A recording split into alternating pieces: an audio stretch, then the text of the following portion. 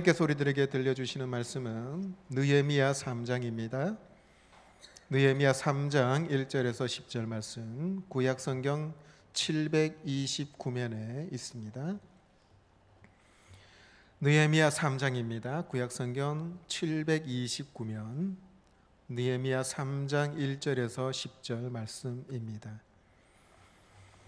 구약성경 729면 느헤미야 3장 1절에서 10절 말씀. 이 말씀을 봉독할 때 우리 모두 살아계신 하느님의 음성을 들을 수 있기를 원합니다. 하느님의 말씀입니다. 그때 대제사장 엘리야십이 그의 형제 제사장들과 함께 일어나 양문을 건축하여 성별하고 문짝을 달고 또 성벽을 건축하여 함메아 망대에서부터 하나넬 망대까지 성별하였고, 그 다음은 여리고 사람들이 건축하였고, 그 다음은 이므리의 아들 삭굴이 건축하였으며, 어무는 하스나의 자손들이 건축하여 그 들보를 얹고 문짝을 달고 자물쇠와 빗장을 갖추었고, 그 다음은 학고스의 손자 우리아의 아들 무레못이 중수하였고, 그 다음은 무세사벨의 손자 베레가의 아들 무슬람이 중수하였고, 그 다음은 바하나의 아들 사독이 중수하였고, 그 다음은 두고아의 사람들이 중수하였으나 그 귀족들은 그들의 주인들의 공사를 분담하지 아니하였으며, 옛문은 바세아의 아들 요야다와 부소드야의 아들 무슬람이 중수하여 그 들보를 얹고 문짝을 달고 자물쇠와 빗장을 갖추었고, 그 다음은 기본 사람 물라다와 메로노 사람 아돈이 강 서쪽 총독의 가날에 속한 기본 사람들 및 미스바 사람들과 더불어 중수하였고, 그 다음은 금장색 할헤아의 아들 우시엘 등이 중수하였고, 그 다음은 향품 장사 하나냐 등이 중수하되 그들이 예루살렘의 넓은 성벽까지 하였고, 그 다음은 예루살렘 지방의 절반을 다스리는 후르의 아들 르바야가 중수하였고, 그 다음은 하루마베의 아들 여다야가 자기 집과 마주대한 곳을 중수하였고, 그 다음은 하삼느야의 아들 핫두스가 중수하였고. 아멘.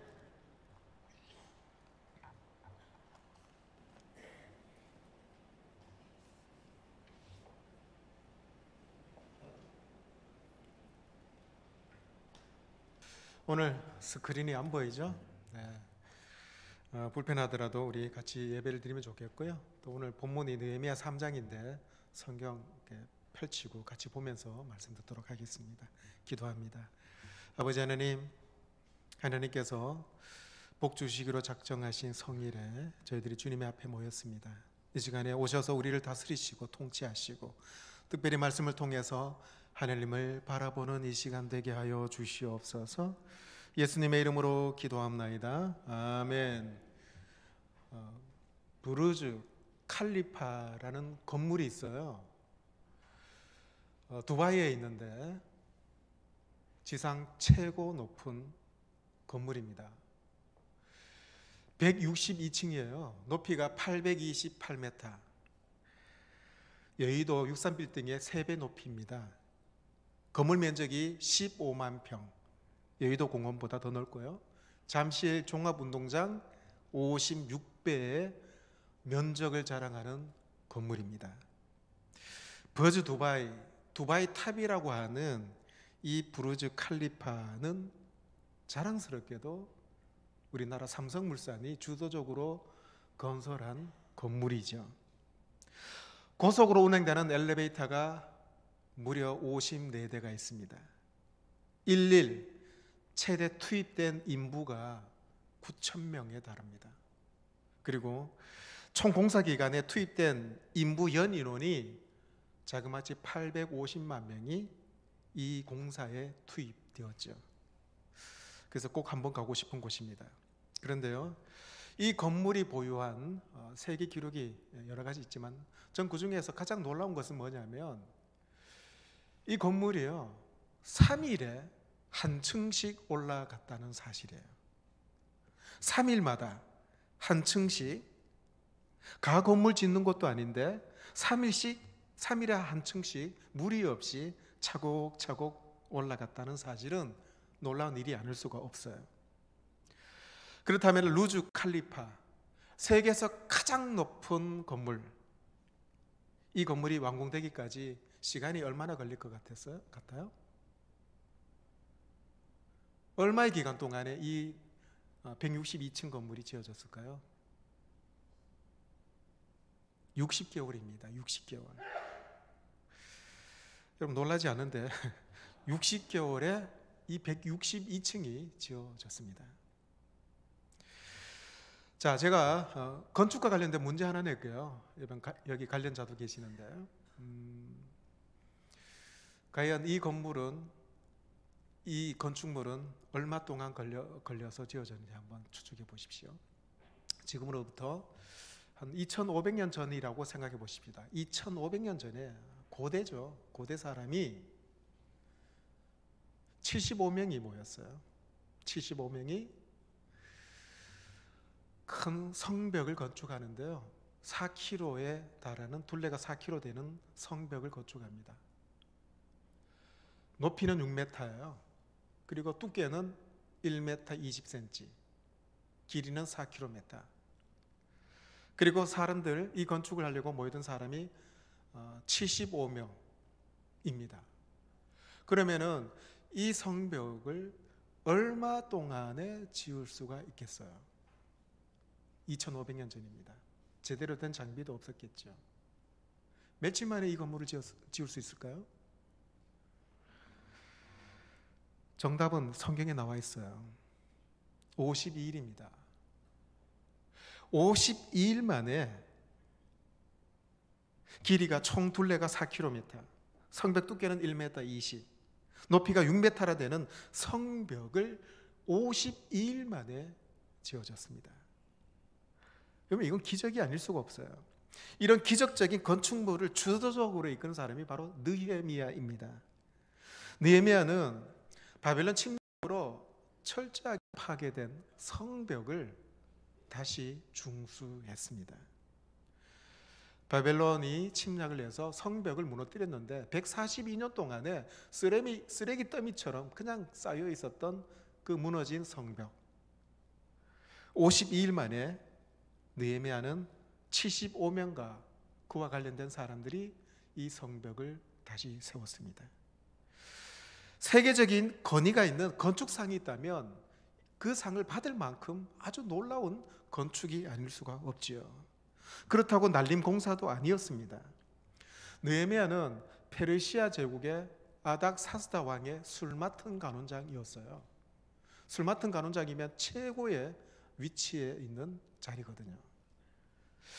근데 어느 날 이 느헤미야가 이스라엘 사람이잖아요. 그런데 고국에서부터 이 고국 사람이 유대 동포인들이 참 힘들게 살고 있다는 것을 소식을 듣게 됩니다. 예루살렘 성벽이 무너진 채 유대 동포들이 큰 환난과 능욕을 당하고 살아가고 있다라는 얘기를 듣게 됩니다. 그래서 밤에 잠을 자지 못했습니다. 그는 유대 백성들이 성정 중심, 하느님 중심으로 신앙생활을 하기 위해서, 안정적으로 신앙생활을 하기 위해서는 무엇보다도 성전을 보호하는 성벽이 다시 세워져야 되겠다. 그리고 동포들이 안전하게 거할 수 있도록 성벽을 다시 짓는 것이 사명이다, 이런 생각을 갖고 있었습니다. 그래서 그는 페르시아 왕에게 부탁을 하죠. 제가 고국에 좀 다녀오겠습니다. 성벽을 건축하고 돌아오겠습니다. 허락을 받고 이 느헤미야가 예루살렘의 총독으로 돌아오게 됩니다. 여러분, 건축을 해본 사람은 알겠지만은 모든 것이 원래 설계도대로 건축되는 일은 사실 거의 없지요. 공사 기한대로 공사가 진행되는 경우도 잘 없습니다. 여러분, 저기 우뚝 솟은 LCT도 지금 공사가 멈춰져 있어요. 뜻하지 않게 추락 사고가 있어서 지금 멈추고 있지 않습니까? 인부들의 스케줄이 서로 맞지 않아서 늦어지는 경우도 있고, 날씨가 맞지 않아서 공사가 올 수도 되는 경우도 있습니다. 때로는 공사비가 제때 지급이 되지 않아서 공사가 멈추는 경우도 있고요. 중간에 설계를 바꾸자라는 의견도 있어서 공사를 못하는 경우도 있습니다. 제가 이전에 서울에서 교육전도사로 사역을 했을 때요, 그 교회가 새 성전 건축을 했더랬습니다. 근데 인부들이 제때 인건비를 받지 못해서 농성을 벌였는데 교회 건물에 빨간 글씨로 현수막을 많이 걸어놨어요. 내 돈 내놔라. 근데 어느 날 제가 주일 아침에 가봤더니 현수막 글씨를 보고 제가 깜짝 놀랐습니다. 교회 정문에 빨간 글씨로 현수막에 이런 글이 써져 있어요. 영구가 내 돈 떼먹고 설교가 나오느냐. 그럼 저 일개 교육전도사인데 제 이름까지 넣어가지고 돈 내놓으라는 거예요. 저도 건축한다고 사례비도 못 받았는데 억울했죠. 아무튼 우여곡절 끝에 성전 건축을 잘 이루었습니다. 여러분, 공사가요 언제 어떻게 될지 모르는 상황 가운데 계획한 대로 설계도대로 착착 진행되는 경우 어렵습니다. 하물며 건축 전문가도 아닌 사람이 건축을 진두지휘한다면 얼마나 어렵겠어요. 지금 느헤미야가 그렇습니다. 악조건 속에서 느헤미야가 성벽 공사를 맡아서 진행합니다. 더군다나 산발락과 도비앗이라는 사람이 성벽을 짓는데 방해를 했습니다. 무장해서 공격까지 해옵니다. 그래서 성벽 공사에 투입된 일꾼들이 절반은 창을 들고 경계를 서야만 했어요. 낮에는 공사하고 밤에는 파수하고, 이런 긴장과 불안 속에서 성벽 공사가 완공이 됩니다. 총 길이가 4km, 높이는 1m 20, 성벽 두께는 바로 120cm, 높이가 6m 되는 성벽을 750명과 관련자들이 완공을 하게 되죠. 그것도 단 52일 만에. 기적이 아닐 수가 없죠. 그래서 여러분, 성경책 펴셨죠? 느헤미야 6장 15절 16절을 한번 보겠습니다. 느헤미야 6장 15절에서 16절 말씀을, 거기 보면은 이렇게 말씀이 기록되어 있습니다. 성벽 역사가 52일 만인 에룰롤 25일에 끝나며 우리의 모든 대적과 주위에 있는 이방 족속들이 이를 듣고 다 두려워하여 크게 낙담하였으니 그들이 우리 하나님께서 이 역사를 이루신 것을 알미니라. 에룰롤 25일에 완공이 되었어요. 에룰롤이면은 8월 9월입니다. 팔레스타인 이 지역에 8월 9월이면은 가장 더운 날씨예요. 40도가 훌쩍 넘습니다. 비가 한 방울 오지 않습니다. 조금 몸을 움직여도 땀이 줄줄 흐릅니다. 그런 시기에 성벽 공사를 마무리했습니다. 기적과 같은 히스기야의 성벽 재건, 이 사건 기적이 아닐 수가 없는데 어떻게 해서 이런 놀라운 건축이 이루어졌을까요? 여기에는 세 가지 비밀스러운 원리가 숨겨져 있습니다. 첫째는 동력의 원리입니다. 여러분, 우리가 주님의 일을 할 때요, 혼자 할 수는 없어요. 온 성도들이 함께 동력할 때 놀라운 일이 일어나잖아요. 무너진 예루살렘의 성벽, 성문, 망대를 짓는데 느헤미야 혼자 할 수 없는 것입니다. 그래서 느헤미야는 성벽을 재건하는 일에 동력할 사람을 모았는데 75명의 사람이 모였어요. 느헤미야는 공사를 시작하기 전에 무너진 성벽을 현장 조사합니다. 그리고 필요한 건축 재료가 얼마나 들 것인지 조사를 했죠. 그리고 왜 성벽을 다시 수축해야 되는지 사람들을 불러 모아서 설득을 했습니다. 예루살렘 성벽이 무너졌으니 성전이 위험에 노출되어 있다. 외부 사람들의 침략을 우리는 당할 수가 없지 않느냐 하면서 성벽 공사를 재촉했죠. 그런데 성벽 공사에 동원된 75명의 사람들을 보면 사실 건축과 관련이 없는 사람이죠. 다양한 직업을 갖고 있는 사람입니다. 오늘 느헤미야 3장에 보면 15개 이상의 직업을 가진 사람들이 등장합니다. 연령도 다양하고 심지어 여성도 성벽 건축에 동참을 합니다. 본문 1절에 보면요, 느헤미야 3장 1절을 한번 보시면 거기 제사장 엘리아삽이 등장합니다. 제사장도 성벽 건축에 동참을 했고, 뒤에 17절에 보면 3장 17절에 보면 바니의 아들 레위 사람도 성벽 공사에 동참을 합니다. 이들은 제사를 집례하고 성전을 관리하는 사람들이잖아요. 건축과 관계없지만은 위기 상황에 직접 이들은 팔을 걷어붙이고 성벽 건축에 동참을 합니다. 흥미있는 직업을 가진 사람들이 등장하는데요.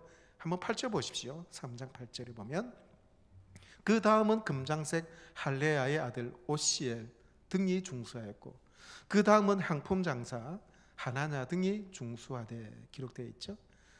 금을 세공하는 사람, 금 세공업자, 그리고 향품을 만드는 사람, 오늘로 말하면 화장품 만드는 사람까지도 성벽 공사에 동참을 했습니다. 여러분, 이들은 예민한 일을 하는 사람들이에요. 손가락을 쓰는 사람들이거든요.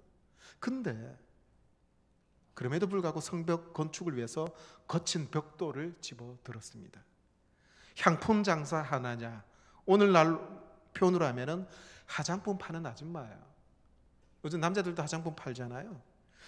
화장품을 판매하는 아줌마 아저씨도 성벽 건축에 동참을 했습니다. 자, 그 뒤에 보시면 12절을 한번 보세요. 12절에 보면 그 다음은 예루살렘 지방 절반을 다스리는 할로헤스의 아들 살룸과 그의 딸들이 중수하였고, 살룸과 그의 딸들, 여성들도 성벽 공사에 동참을 했습니다. 또한 본문에 많은 곳에요, 지방을 다스리는 사람이 등장합니다. 오늘 지방을 다스리는 사람들을 군수, 또 시장 이렇게 표현하잖아요. 이런 높은 사람들도 성벽 재건에 동참을 했습니다. 그 뒤에 26절에 보십시오. 26절에 보면은 그때의 느디님 사람은 오벨에 거주하였고, 느디님 사람 등장합니다.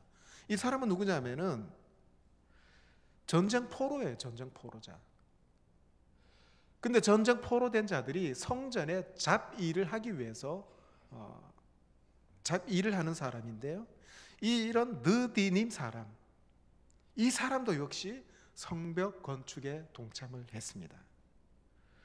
자, 그 뒤에 3절 뛰어넘어서 29절을 후반부에 보면은 이렇게 기록되어 있죠. 그 다음은 동문지기 스가냐의 아들 스마야가 중수하였고, 동문지기 스마야가 등장합니다.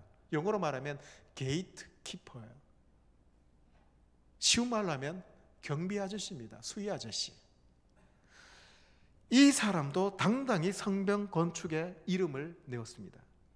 그리고 32절 마지막 절에 보면 성목퉁이 성루에서 양문까지는 금장색과 상인들이 중수합니다.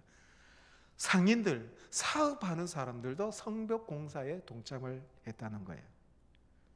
그리고 지역적으로도 관계없는 사람들이 동참을 했습니다. 자, 앞으로 와서요 7절 말씀을 한번 보십시다. 7절에 보면은 그 다음은 기본 사람 물라다와 메로노 사람 야돈이 강 서쪽 총독의 관할에 속한 기본 사람들 및 미스바 사람들. 자, 기브온, 메로노, 미스바 사람들도 성벽 건축에 동참을 했습니다. 이들은 예루살렘에 사는 사람들이 아니었어요. 멀리 강 서쪽에 사는 사람들입니다. 그럼에도 불구하고 지역적으로 상관이 없는 사람들까지도 성벽 공사에 동참을 했습니다. 저는 느헤미야 3장을 읽으면서 여기에 언급된 75명의 사람들, 그리고 그들의 직업, 왜 굳이 길게 기록했을까? 여러분, 성전 재건은 국가 대사입니다. 느헤미야가 의미 없이 성경 장수만 누리려고 했던 것은 아니었습니다. 여러분이 우리 교회를 위해서 기도할 때 그렇게 할 때가 많이 있잖아요. 우리 오산교회가 건강한 교회가 되게 해 주십시오. 여러분 생각할 때요, 교회가 건강하다면 어떤 의미로 건강한 교회라고 생각하십니까? 재정이 많으면 건강한 교회입니까? 아니면은 교인 수가 많으면 건강한 교회겠습니까? 아니면 영향력이 많은 사람이 다니는 교회가 건강한 교회일까요? 물론 교회가 재정이 많고 교인 수가 많고 영향력이 있는 교인이 있으면 좋겠지요. 그런데 건강한 교회는 그런 조건이 아닙니다. 건강한 교회는 어떤 교회인가요? 교회 다니는 모든 구성원들이 마음을 모아서 협력해서 주님의 일을 동역해 나갈 때 그 교회야말로 건강한 교회라고 얘기할 수 있습니다. 일부 가진 자들에 의해서 움직이는 교회가 아니죠. 높은 자리에 있는 사람들에 의해서 좌지우지되는 교회가 아닙니다. 능력 있고 달란트가 있는 소수의 사람에 의해서 교회 정책이 결정되고 추진되는 교회가 아니란 거죠. 자, 성경 다시 보겠습니다. 느헤미야 4장 6절입니다. 느헤미야 4장 6절 보겠습니다. 거기 보면은 이에 우리가 성을 건축하여 전부가 연결되고 높이가 절반에 이르렀으니 이는 백성들이 마음 들여 일을 하였음이니라. 여기 보니까 백성들이 마음을 들여서 일을 하였다 기록되어 있죠. 마음을 들였다는 것은 마음을 하나로 모아서 열심히 일했기 때문에 성벽 공사 중간까지 오게 되었다는 거예요. 여러분, 쉽고 즐거운 일은 함께 일할 수 있습니다. 그런데요, 수고가 필요하고 인내가 필요하고 희생이 필요하고 물질까지 들어가야 하는 일을 함께 동역하기는 쉽지 않습니다. 성건 재건에 건축과 상관없는 사람들이 힘을 모았죠. 전혀 기대하지 않았던 사람들이 몰려왔습니다. 75명의 사람들이 함께 동역하니까 52일 만에 성벽이 완공이 되었습니다. 하나님께서 얼마나 기뻐하셨을까요? 그런데 안타깝게도 함께 동역할 것이라고 기대가 되었던 사람은 동역하지 않았습니다. 자, 오늘 본문 3장 5절을 같이 보십시다. 3장 5절입니다. 3장 5절에 그 다음은 드고와 사람이 중수하였으나 그 귀족들은 그들의 주인들의 공사를 분담하지 아니하였으며, 드고와 사람들은 성벽 건축에 참여했는데 드고와의 귀족들은 성벽 공사에 동참하지 않았습니다. 성벽을 짓는데 큰 도움을 줄 것이라고 생각했던 귀족들, 많이 가진 자들, 이들은 동역하지 못했습니다. 그들도 주님의 일에 수고한 사람의 리스트에 이름은 올리긴 했지만은 부끄러운 이름이 되었던 거예요. 함께하지 않는 인물로 기록이 되었습니다. 여러분, 우리가 주님의 일을 할 때 나는 어떤 부류에 속한 사람인가를 한번 생각해 보셔야 돼요. 주님의 일에 함께 기쁨으로 동역하고 있는가, 아니면 함께 동역할 것으로 기대가 되었었는데 그 기대에 부응하지 못하는 드고와의 귀족처럼 함께 동역하지 않는 사람인가. 자, 두 번째로 성벽을 짓는데 거기에 드는 원리가 뭐냐면은 바로 맡김과 충성의 원리입니다. 예루살렘 성벽은 총 42개의 구역으로 구분할 수가 있어요. 그리고 총 4km의 길이, 둘레가 4km인데요. 그러면 여러분, 서대문, 동대문처럼 문이 10개가 있습니다. 그리고 높은 망대가 4개가 함께 지어졌죠. 제 아무리 강력한 리더십이 있는 느헤미야라 할지라도 혼자서 성벽 공사를 건축하고 완공하기가 힘듭니다. 그래서 느헤미야는 사람들에게 일을 맡겼어요. 그리고 분배했습니다. 그리고 책임을 지도록 했다는 거죠. 감독자를 세웠고 각 구역을 맡은 사람들이 직접 그 일을 책임지고 하도록 일을 분배했습니다. 간혹 여러분, 완벽주의자, 여러분 주위에 간혹 있죠. 완벽주의자들은 일을 함에 있어서 참 꼼꼼하게 일합니다. 다부지게 똑부러지게 일을 하죠. 대충 해도 될 것을 참 꼼꼼하게 일을 합니다. 그런데 완벽주의자들이 큰 일을 감당하다 보면은 탈진하는 경우가 있어요. 왜? 일일이 다 관여하고 다 체크하고 하나하나 모든 것을 그가 관심을 갖고 주도해야 되기 때문입니다. 만약에 느헤미야가요 완벽주의자라였다면 아마 이 52일 만에 이 성벽을 짓지 못했을 겁니다. 일일이 간섭하고 일일이 체크했다면 공사가 훨씬 더디게 진행되었을 것이 분명합니다. 그런데 느헤미야는 꼼꼼했지만은 그는 적절하게 사람들에게 일을 맡길 수 있는 사람이었습니다. 그리고 그 맡은 일에 책임을 지도록 책임권도 줬습니다. 그래서 일이 원활하게 돌아가기 위해서는요, 리더가 필요한 거예요. 그리고 리더를 돕는 사람도 필요합니다. 앞에서 일하는 리더는 사람을 신뢰하고 일을 맡길 수 있어야 합니다. 일을 맡은 사람이 이렇게 보니까 참 부족해요. 마음에 차지 않습니다. 일의 진척도 보이지 않아요. 신뢰하며 기다려줄 줄 알아야 됩니다. 그럼에도 불구하고 여러분, 처음부터 일 잘하는 사람이 어디 있겠어요? 일을 맡겼는데 마음에 차지 않을 수도 있고 속히 일의 결과를 못 볼 수도 있습니다. 그럼에도 불구하고 리더는 사람을 신뢰하고 기다려줄 줄 알아야 되는 거예요. 여러분도 여러분 자신이 처음에 그 일을 했을 때를 한번 생각해 보십시오. 처음부터 일을 착착 잘 하셨어요? 못했습니다. 하느님께서도 부족한 나를 끝까지 믿어주셨고 일을 맡겨주셨잖아요. 리더는 사람을 믿고 일을 맡겨주는 사람입니다. 각 기관에 리더들 계시죠? 부서에 리더들 계십니다. 구역에 리더들 계십니다. 사람들을 믿고 잘할 줄로 알고 신뢰해 주는 겁니다. 그리고 기다려주는 것이죠. 리더를 도와주는 사람들에게도 요구되는 것이 있습니다. 바로 충성입니다.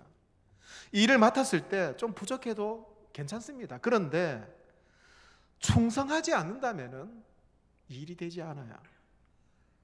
탁월한 성과를 내는 것도 좋지만 더 중요한 것은 우직하게 맡겨진 일을 충성을 다하는 겁니다. 그때 칭찬 듣게 됩니다. 오늘 본문에 등장하는 75명의 사람들의 이름과 그들의 한 일이 소개되는데요. 그런데 꼼꼼하게 읽어보면 단 한 사람에게 특별한 말이 더 첨가되었습니다. 자, 오늘 본문 20절을 한번 보십시오.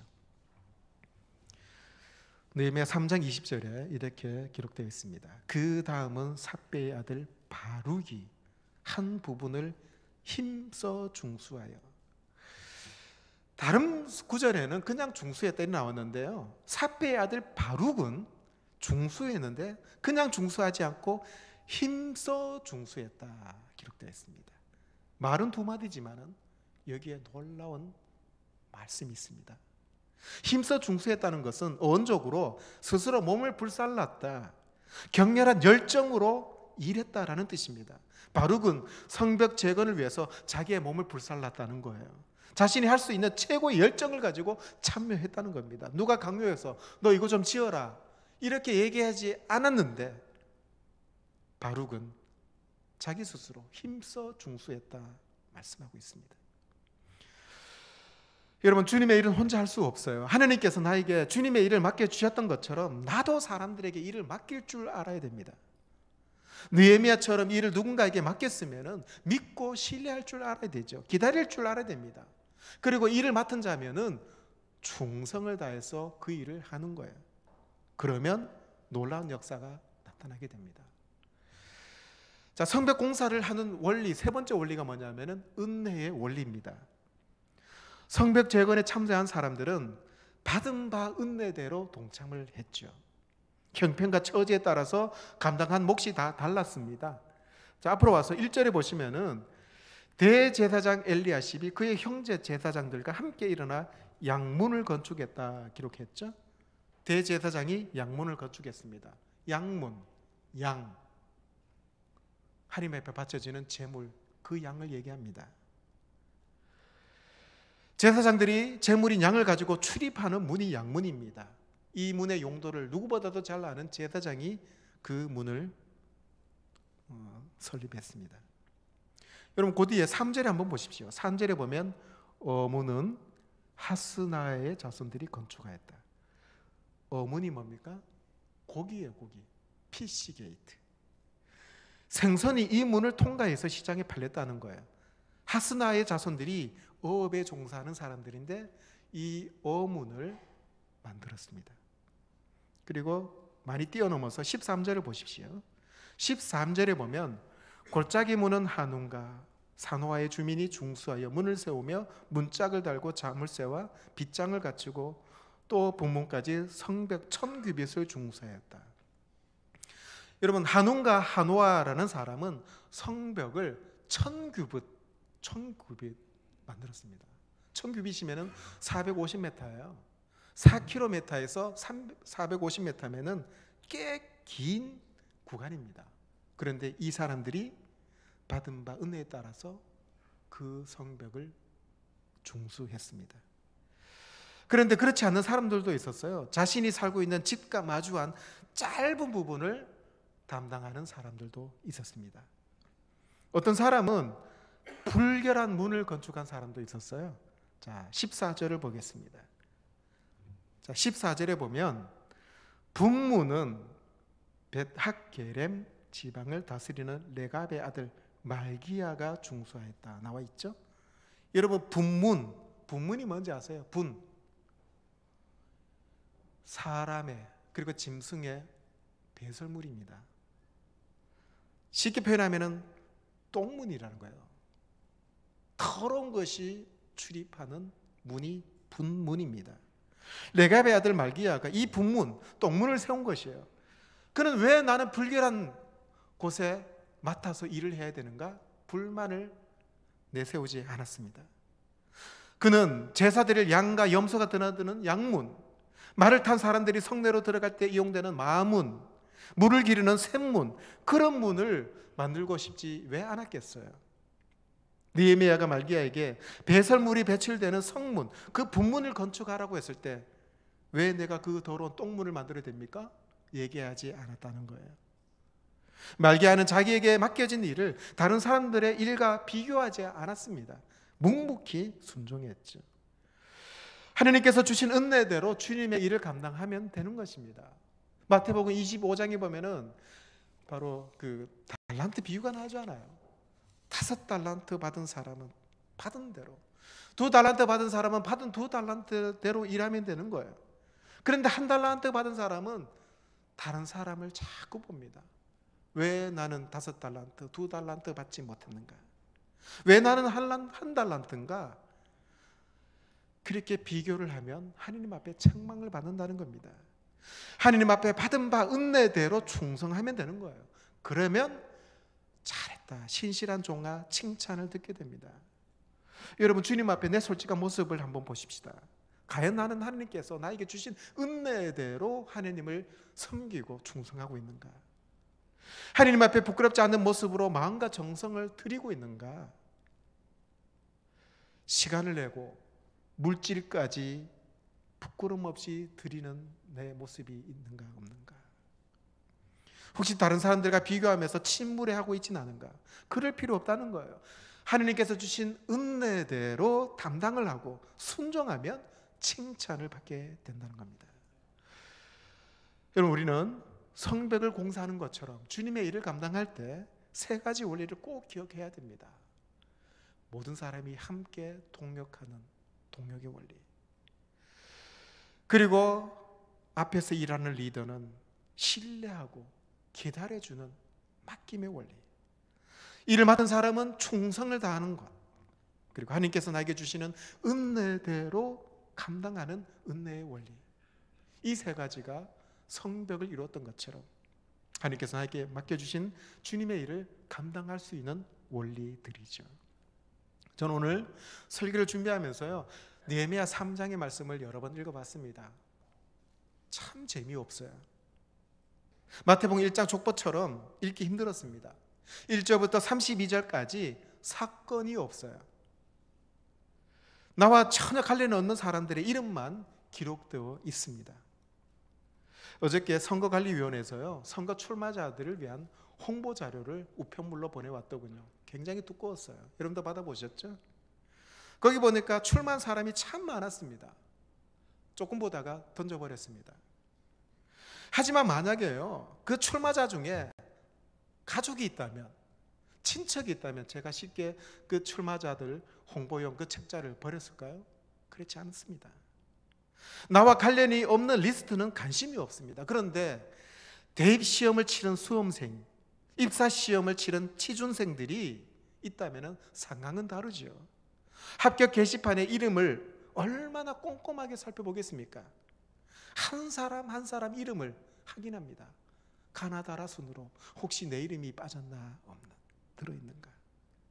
리스트에 자기 이름이 포함된 것을 확인하는 순간 그 감격과 그 뿌듯함은 말로 형용할 수가 없지요. 오늘 본문은 솔직히 우리들에게 별 감흥이 없는 본문입니다.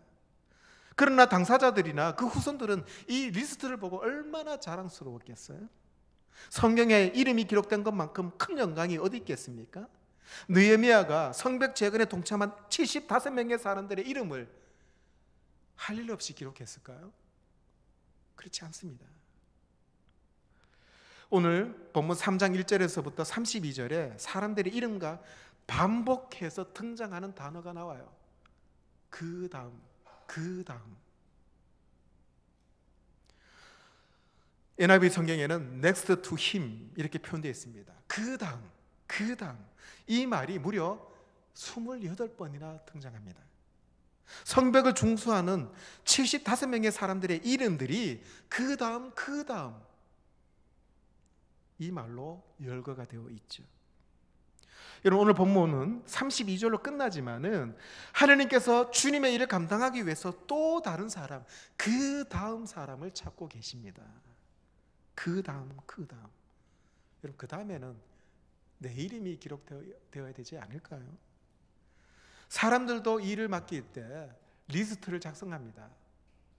누가 무슨 일을 할 것인지 작성하죠. 하느님께서도 마찬가지예요. 하느님께서 느헤미야를 통해 무너진 성벽을 세운 사람들을 모으신 것처럼 하느님께서는 영적인 성벽을 세울 사람들을 그 리스트를 작성하고 계십니다. 성벽의 기능 아시죠? 외부로부터 침략을 방어하기 위해서 성벽을 세웁니다. 그리고 성 안에 사는 사람들의 생명을 유지하기 위해서 성벽을 만듭니다. 전투가 벌어지면은요, 제일 먼저 적들로부터 성문을 공격당합니다. 이어서 성벽 중에 약한 부분을 집중적으로 공략을 당하죠. 성문이 열리고 성벽이 무너지면은 이미 전쟁은 끝난 것입니다. 예루살렘 성은 오늘날 교회를 말합니다. 교회는 어떤 곳일까요? 교회는 예수 그리스도를 주님으로 고백하며 예배드리고 주님의 뜻을 이 땅에 이뤄가는 사람들의 모임입니다. 교회는 외형 건물이나 조직이나 제도가 아니죠. 사람입니다. 그러므로 교회가 사탄으로부터, 세상으로부터 공격을 받아서 무너졌다는 것은 성도들의 믿음과 영성이 무너졌다는 거예요. 영적 성벽, 영적 울타리가 튼튼해야 교회가 든든히 서가고 성도들의 믿음을 굳세게 지켜나갈 수 있게 됩니다. 바울은 성도 각 개인들을 교회의 작은 벽돌로 비유합니다. 에베소서 2장 20절에서 22절에 보면 이렇게 말씀하고 있습니다. 너희는 사도들과 선지자들의 터 위에 세우심을 입은 자라. 그리스도 예수께서 친히 모퉁이 돌이 되셨느니라. 그 안에서 건물마다 서로 연결하여 주 안에서 성전이 되어가고 너희도 성령 안에서 하나님이 거하실 처소가 되기 위하여 그리스도 예수 안에서 함께 지어져 가느니라. 여기 보면은 예수님께서 성전의 모퉁이 돌이 되셨다고 기록합니다. 모퉁이 돌은 기준이 되는 돌이잖아요. 가장 중요한 돌입니다. 즉 예수님은 모든 교회의 기준이요 중심이라는 거죠. 이 땅에 존재하는 모든 교회는 예수님이 중심이 됩니다. 그런데 예수님이 중심이 되는 교회가 건물마다 연결되어 간다는 거예요. 이게 무슨 말씀입니까? 예수님께서 모퉁이 돌이 되셔서 건물의 중심이 되는 겁니다. 그런데 그 건물이 하나로 연결된다는 거예요. 작은 벽돌들이 쌓아져서 건물을 이룬다는 겁니다. 그 작은 벽돌이 누굽니까? 바로 나라는 거예요. 교회가 교회다워지기 위해서는 성도 각 개인의 믿음과 말씀으로 든든히 작은 벽돌이 되어서 쌓여질 때 바로 거룩한 성벽이 될 수 있습니다. 그래야만 이 교회는 어떤 사탄의 공격, 세상의 공격에도 끄떡하지 않는 강한 성벽을 이룰 수 있게 됩니다. 그래야 건강한 교회가 될 수 있습니다. 무너진 교회를 다시 세우기 위해서 우리 하나하나가 서로 연결된 강력한 벽돌이 되어야 된다는 거예요. 여러분, 이번에는 내가 나서서 벽돌이 되어야 됩니다. 그 다음은 바로 내 이름이 기록되어야 되지 않겠습니까? 함께 주님의 일에 동역합시다. 그리고 앞에서 일하는 사람들은 믿어주고 신뢰해주고 기다려주고, 일을 맡은 자는 충성을 다해서 일해야 됩니다. 그리고 받은 바 은혜대로 주님의 일을 감당하면 우리 오산교회가 정말 건강한 교회가 될 줄로 믿습니다. 함께 힘을 모아주시고 우리 오산교회가 정말 건강한 교회, 성벽이 튼튼한 교회가 되기를 주의 이름으로 축원합니다. 기도하겠습니다. 아버지 하나님, 우리 각자 한 사람 한 사람들은 거룩한 성벽을 쌓는 벽돌임을 기억하게 하여 주시고, 주님, 우리 모두가 주님의 일에 함께 동력하게 하게 하시고, 앞에서 일을 하는 리더들은 신뢰해주고 기다려줄 줄 알고 믿고 일을 맡기게 하여 주시고, 일을 맡은 자들은 충성을 다하게 하여 주시옵소서. 또한 받은 바 은혜대로 감당하게 하여 주시고, 그래야 우리 오산교회가 어떤 공격에도 넘어지거나 무너지지 않는 건강한 교회가 될 수 있도록 도와주시옵소서. 예수님의 이름으로